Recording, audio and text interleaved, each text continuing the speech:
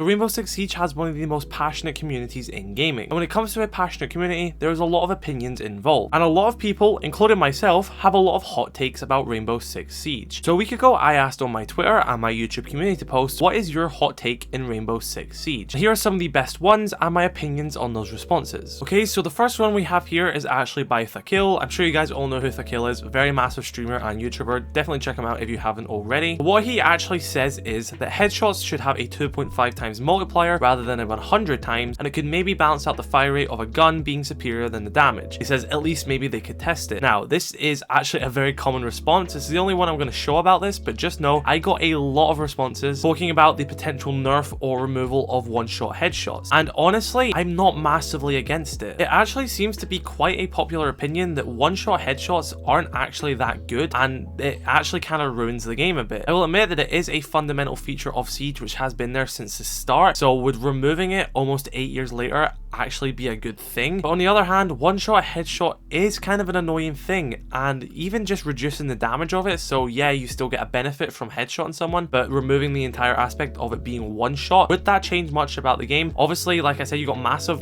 good players like Thaqil who actually says that maybe one-shot headshots aren't the best thing. I'm actually interested to hear what people's thoughts are. This is probably another video for another day because you can go so deep into this. I don't know where I stand on this. Where do you guys stand on this? Do you think one-shot headshots are bad for the game? Do you think they should be removed or changed? Let me know your thoughts. Next one is by Rasco100. Yeah, check him out as well, guys. Really great content creator. He's doing bits on Twitch right now. Hopefully he gets a charm soon and everything, so check him out. But basically what he said is that they need to add a playlist where console and PC can play together. And of course, we are getting crossplay next season, but that is only between Xbox and PlayStation. And I wholeheartedly agree. I think there should be a playlist where console and PC can play together, but they both have to agree on that. I'm not saying it has to be ranked, but even if it's like an arcade mode or like casual or something, and you make that choice to be in those lobbies purely because people don't care how much of a disadvantage they're at. If you play on PlayStation casually and one of your friends on PC plays Siege casually and you want to play together, then I see no harm in you guys being allowed to play casual together. Of course, there is issues which could probably arise from that and stuff like that, and they probably won't do this, but I don't really see a harm in it. If there's not really any competitiveness behind it and it's just people, playing casual and having fun, then I think would be a pretty cool thing, Next one here is by Ronnie Clan on Twitter, and they say that Siege 2 would be the best thing to happen to R6. Also said that bullets should come from the barrel, not the sight, thus eliminating pixel peeking and super tight angles, and that goofy outfits are better than hyper realistic ones. So we'll start with the first one. Siege 2 would be the best thing to happen to R6. Yes, if Siege 2 did imply that there would be, less cheaters, less bugs, more content. Just because you make a sequel to a game doesn't necessarily mean it's going to be better. If Ubisoft could put that commitment into a new Siege 2 and actually sort out the problems, then yeah, that would be good. But then you've got to think, if they could do that to a Siege 2, why are they not just doing it to the current version of Siege? So yeah, of course, in our perfect world, a Siege 2 would imply that there's no cheaters, no bugs, everything runs smoothly. But if that isn't the case in current Siege, why would that be the case in Siege 2? I am not doubtful that they will make a Siege 2 in the future, but as it currently stands right now, why not just do that to Siege 1? Bullet holes should come from the barrel, not the sights. I think that'd be something quite interesting. That would change a lot of stuff, and like it does say, it would remove pixel peeking and stuff like that. Is it easy for the player to understand? Does it make less sense for the players? And there'd be a lot of people saying, oh, why did my shots not hit? I wouldn't be against that change as well, but I feel like major changes like that and like the removal of one-tap headshots, is it a bit late to do that when we're almost going into year 8? It's just an interesting thought. Finally, the goofy outfits are better than hyper-realistic outfits. Yeah, I am a big fan of goofy outfits. I see nothing wrong with goofy outfits. I do wish they'd done more hyper-realistic outfits, because I'm not one of these people who'd be like, I hate goofy outfits, I hate realistic outfits. I like both of them.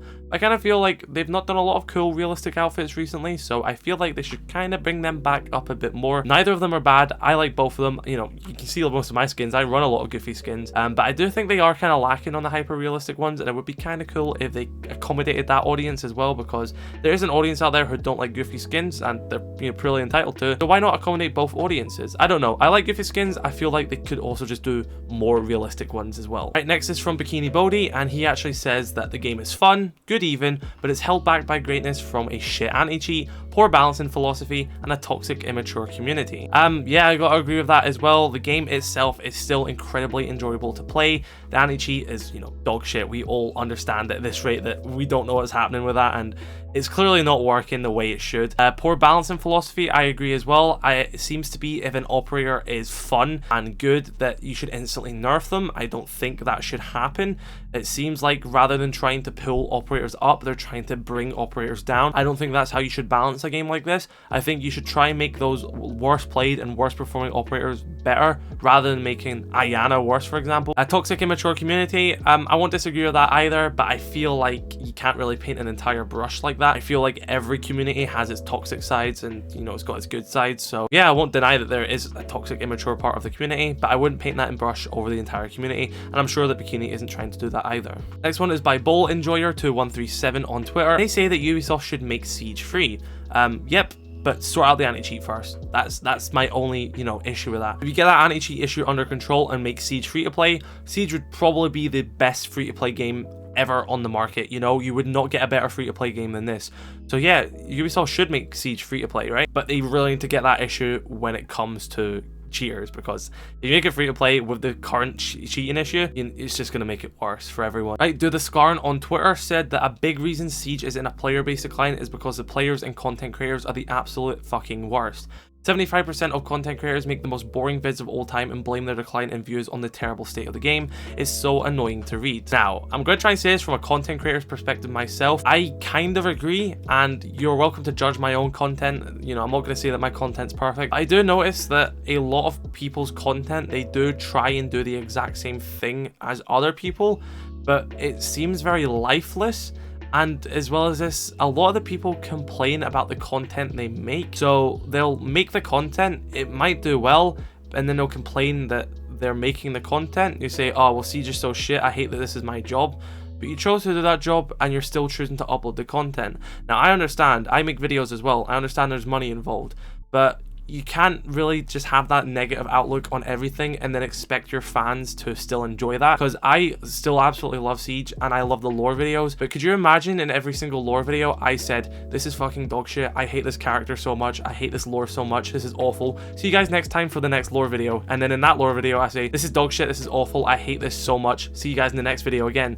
Like, of course, if that's something you're interested into, right, if the player's still interested into it and the content creator isn't, then why would that player want to watch that content creator when you clearly don't enjoy the game anymore? I don't know, I just feel like if you do not enjoy Siege that much, it reflects in your content. At that point, you might as well switch games because it's showing in your content. People aren't stupid. If they're going to watch your videos and they can see that you clearly don't give a shit, then they're not going to get that much enjoyment out of it. I personally enjoy content where I can see that the person is also enjoying what they're doing, compared to someone sitting there and hating on it the whole time. There's content creators, massive Siege content creators, who are like that. I'm not going to name names, I'm not going to start beef, but you can probably guess who I'm talking about. They'll hate on the game, they say they're quitting the game and everything, and over the next week they'll upload 5 Siege videos and then they'll continue to complain about the game. Don't play it at that rate. I understand there's money involved, but you have to realize you're dragging the game with that along. You're going to hate on every single thing that they do, especially if it's not even that bad. I understand there is valid criticism. If you're just going to sit and hate on it the whole time, then you're not really doing much of us a favor, and it's just kind of sad to see once passionate people just become lifeless money making machines just purely over content. So yeah, I do actually agree with Scarn here. Like, there is an entire attitude issue of a lot of content creators which they really need to sort out. Cam says that Siege is a hero shooter first and a realistic tactical shooter last, and that's a good thing.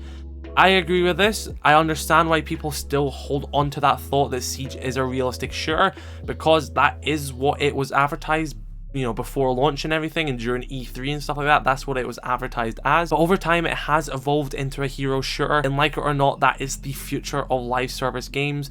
If you want a ultra realistic shooter, it simply doesn't work as a massive multiplayer game. You can go play, you know, like PvE games like Ready or Not or stuff like that, and it does do that job well. But I think Siege does fit the aspect of a hero shooter much more than it does of a realistic tactical shooter. You can disagree with me on that, but that's just how it is. Hero shooters are much more easier to monetize, market, get players in and stuff like that, and sometimes play than a traditional tactical shooter would be. So guys, that is some hot takes by the Siege community. Let me know your thoughts in the comment section below. Do you agree with any of them? Do you disagree? Do you disagree with anything I said? Let me know your thoughts. Anyway guys, be sure to drop a like on this video if you did enjoy, subscribe if you're new, and she'll catch you all later. I love you all. stay safe, peace.